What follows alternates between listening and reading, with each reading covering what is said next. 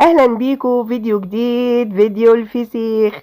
النهارده بقى هعمل لكم الفسيخ بتاع شم النسيم خطوه بخطوه وتكه بتكه، من اول ما تروحي تشتريه من عند الراجل بتاع البوري لغايه ما تيجي وتعمليه. طبعا اشتريته طازه، ماسك نفسه، عيني بتلمع، خياشيمه حمرا. وبعدين جيت غسلته، قلبته كده زي ما انتم شايفين، وغسلت الخياشيم عشان ما يدخلش من بقه حاجه في بطنه ميه. قعدت بقى غسلته كده غسله نظيفه جدا جدا جدا، بس المقطع اتحذف او ما تسجلش، قدر الله ما شاء فعل. وبعدين بقى حطيته في الدورق كده، في الدورقين دول بالشكل ده، وعشان اصفي الميه بتاعته. وبعدين لما صفت شويه ومسك نفسه كده، بدات اعمل له زي ايه، زي مساج كده، بس بعيد عن بطنه خالص خالص خالص، في الظهر كده وفي الديل. ابدأي بقى ايه، اضغطي عليه كده واعملي له مساج، هتحسي ان هو ايه، طري كده تحت ايديكي. واعدلي الفسيخايه كده، اعدلي البورايه كده، اعدليها كويس. وعايزه اقول لكم بقى، من شروط ان انت تختاريه بعنايه انه يكون كبير شويه يا جماعه، ما يكونش صغير. الصغير هيبقى حلو وكل حاجه، بس ما تستنيش عليه عشان ما ينشفش. لكن الكبير ده بيبقى ايه، كويس كده. المدة قد ايه اللي انا هعمله فيها؟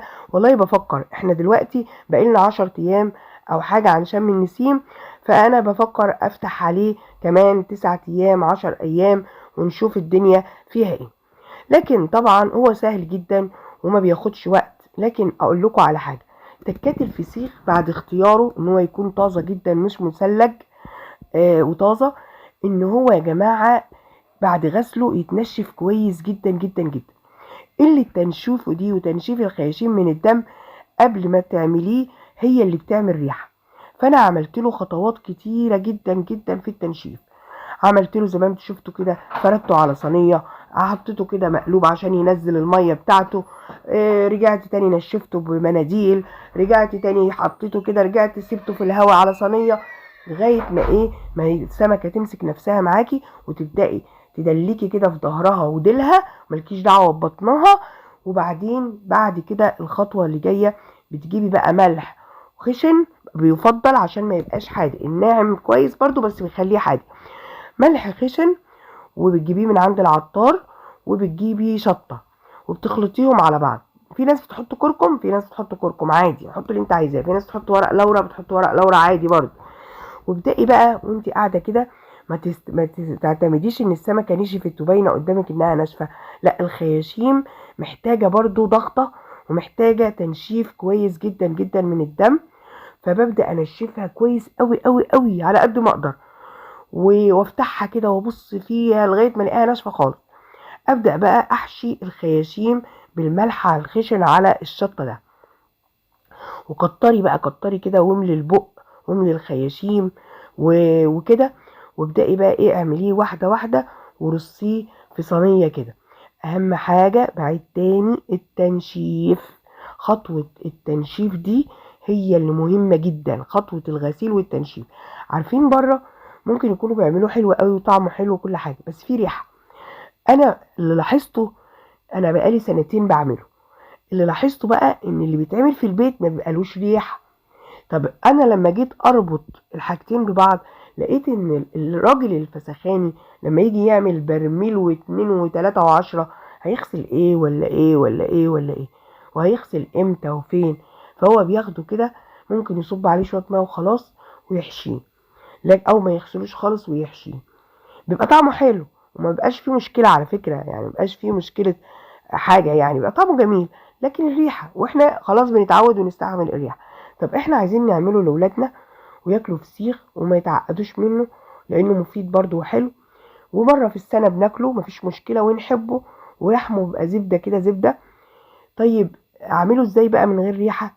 الغسيل الكويس والتنشيف الكويس، دي تكت ان انت تاكلي فسيخ من غير ريحة. اول مرة عملته ولما فتحت عليه، اول مرة كنت سبته عدد ايام زيادة شوية لانه كنا في الشتاء، فلحمه، وكان البوري صغير، فلحمه كان عامل يعني كنت كأنك بتاكلي سردينة مملحة بصراحة. تاني مرة لما جيت اعمله، وراعيت بقى فيه المدة، وان اجيب سمك كبير شوية ومعرفش ايه، كان روعة روعة بكل المقاييس، وما كانش حادق. وفي نفس الوقت ما كانش له ريحة. عارفين كان له ريحة ايه؟ ريحة سمك عادي خالص، اللي هي الزفارة المستحبة بتاعة السمك يا جماعة، الزفارة المستحبة بتاعة السمك، بس مفيش اكتر من كده. لكن ما كانش فيه عندي الريحة الفظيعة اللي احنا بنشمها دي. ليه؟ انت شايفين انا بقالي قد ايه عمالة ادلك فيه وانشف فيه واشيل من الخياشيم وانشفها، وبصراحة ريحته كانت في الشقة زي الفل، مش اي ريحة وانا بعمله. تمام. بعد ما عملت كده بقى جبت اكياس تكون نظيفة وكبيرة شوية، عشان مش عايزة السمكة تتعوج جوه الكيس، خدوا بالكم من النقطة دي برضو. ماشي. فانا حطيت كده رشة كده ملح على شطة، وبدأت افرد السمكة، انا مش عايزاها معوجة، انا عايزة الكيس على قدها، مش عايزاها معوجة. وابدأ احط بقى سمكتين 3 وادلك كده، شايفين اهو. ده هيبقى ان شاء الله ان شاء الله ناجح جدا وزبدة.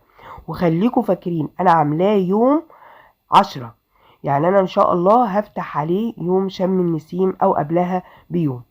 بعد كده بقى جبت كيس تاني وحطيت كام واحدة فيه برضو. اهم حاجة تكت ان انت ترش كده من بره الملح وعلى الايه، على الشط اهو. هعمل شوية تانيين، وطبعا انا هيتبقى عندي ملح خشن، كنت جايبة نص كيلو، وهيتبقى شطة. انا لسه هجيب سردينة، بس السردينة دي مش هعملها من دلوقتي، ما بتاخدش وقت اصلا. السردينة لو كبيرة اخرها 3 ايام 4 ايام وتاكلي منها، لو صغيرة يومين او يوم. فكر اجيب سردينة، فكر اجيب بسارية، واعمل الحاجات الحلوة دي في البيت، وما يبقاش ملحها، ابقى متحكمة في ملحها وطعمها يبقى حلو. تمام.